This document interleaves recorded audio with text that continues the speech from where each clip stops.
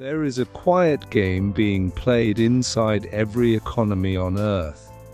Most people never learn the rules. They work hard, earn a salary, spend carefully, and still feel like they are falling behind. Meanwhile, a smaller group of people seems to grow wealthier almost automatically, year after year, without trading more hours for more money. The difference is not intelligence. It is not luck. It is ownership. The financial system, whether intentionally designed this way or not, is structured to reward people who own things. And once someone understands how that works, the way they look at money changes permanently. The architecture of ownership wealth. Think about how two different people can start with the same monthly income. One person rents an apartment and drives a leased car. The other person buys a home and invests in company stock. 10 years later, the renter has paid hundreds of thousands of dollars to a landlord and has nothing tangible to show for it. The homeowner, on the other hand, has been building equity with every single mortgage payment. Equity is simply the ownership stake a person holds in an asset. It grows as the loan is paid down, and it also grows when the value of the asset increases. The renter helped someone else build wealth. The homeowner built their own. This is not an accident of personal finance. Tax codes across major economies are deliberately structured to encourage and protect ownership. Homeowners in the United States, for example, can deduct the interest paid on a mortgage from their taxable income. That is a direct financial reward the government hands to people who own property, which renters simply do not receive. The same logic applies to business owners who can write off a wide range of operating costs, depreciate assets, and retain earnings in ways that reduce their tax burden significantly. Someone who earns a salary pays income tax on nearly every dollar they bring home. Someone who earns through ownership has far more options to defer, reduce, or restructure what they owe. A million houses, and we had a few huts then, and we have great universities and all of these things. So we're just constantly moving more and more cargo and passengers along. And occasionally, Warren Buffett, one of the wealthiest people in the world, has spoken openly about the fact that his effective tax rate is often lower than his secretary's. That is not a personal preference. It is a structural outcome. His wealth comes overwhelmingly from ownership in companies, which is taxed at the capital gains rate rather than the ordinary income rate. Capital gains taxes are almost always lower than income taxes, which means the financial system charges less to people who grow wealth through ownership than to those who grow it through labor. This gap is not subtle. It is one of the most powerful forces shaping who gets richer over time, how assets compound while salaries stay flat. There is another mechanism inside the financial system that amplifies ownership rewards over time, and it goes far beyond tax advantages. It is the principle of compounding. An asset that generates returns does not simply grow in a straight line. Those returns produce their own returns, and that cycle accelerates with time. A person who owns shares in a company like Apple does not need to do anything active to participate in the company's growth.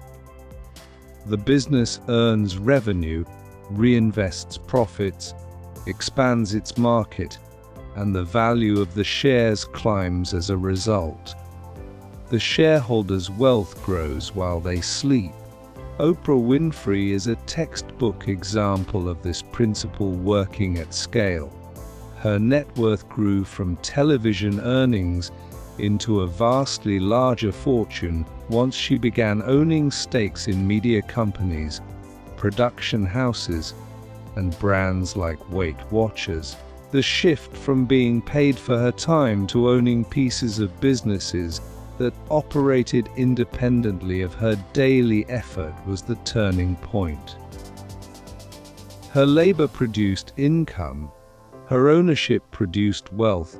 Ordinary wage earners experience this dynamic in reverse. A salary is fixed or grows slowly. It does not compound. A person earning $60,000 a year cannot double that income simply by waiting. But a person who owns a piece of real estate in a growing city may see the value of that property double over a decade entirely through market forces they did not control. The financial system treats these two outcomes very differently in terms of taxation, regulation, and access to further capital. Business ownership follows a similar logic. The self-employed are statistically far more likely to become millionaires than people who spend their careers working for others. That is not because business owners are more talented or disciplined. It is because ownership creates a vehicle that can grow independently of the individual's personal effort.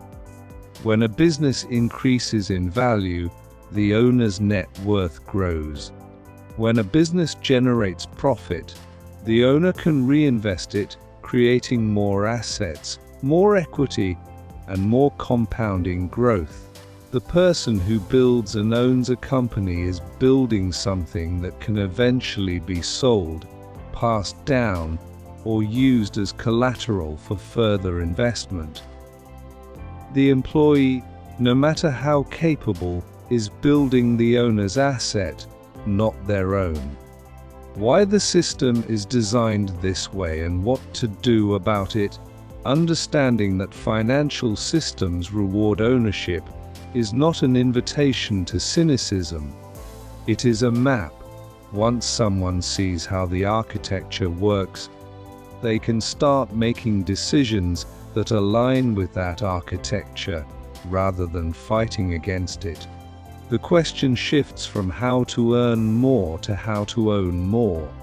Now let's talk about Tidal. This is your music service. You put together this unbelievable lineup of partners, some of the biggest names in all of music. And how is this different from the other music services? Jay-Z's transformation from a recording artist into a billionaire is one of the most studied examples of this mindset in action.